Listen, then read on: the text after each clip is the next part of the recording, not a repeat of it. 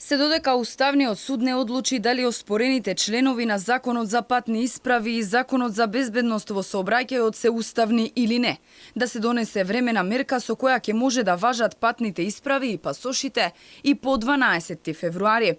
Бараат ВМРО ДПМН кои денеска поднесоа представка до Уставен. Двата члена, односно во двата закони се наведува дека патните исправи, односно возачките дозволи и возачките книжки, ќе цитирам, кои што го содржат надписот Република Македонија издадени до денот на започнување на примената на овој закон, ќе важат до истекот на рокот на важење кој што е наведен во возачката дозвола, најдосна до 12 февруари 2024 година.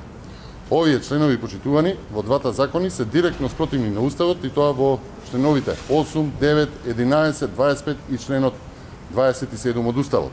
Прво решете го проблемот со личните документи, па заминете. Партијата на Павле Трајанов побара владата да ја прифати иницијативата на ВМРО ДПМН. Според него тоа што сега фалат образци, а новите би се нарачале дури во март, значи дека целата одговорност ќе падне на техничкиот министер за внатрешни работи.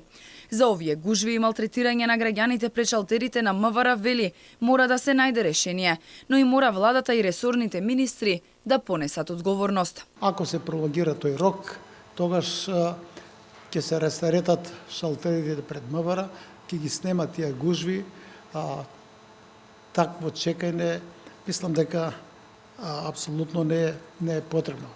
Но за да се разреши оваа работа, треба силна дипломатска офанзива, треба разговори, треба договор со грците, доколку сакаме да се одложат овие работи.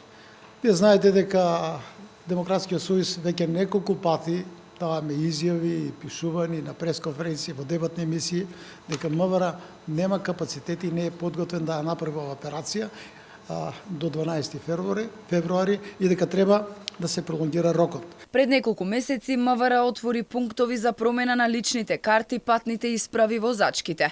Турканици, хаос и редици од револтирани граѓани подолго време е сликата пред овие пунктови.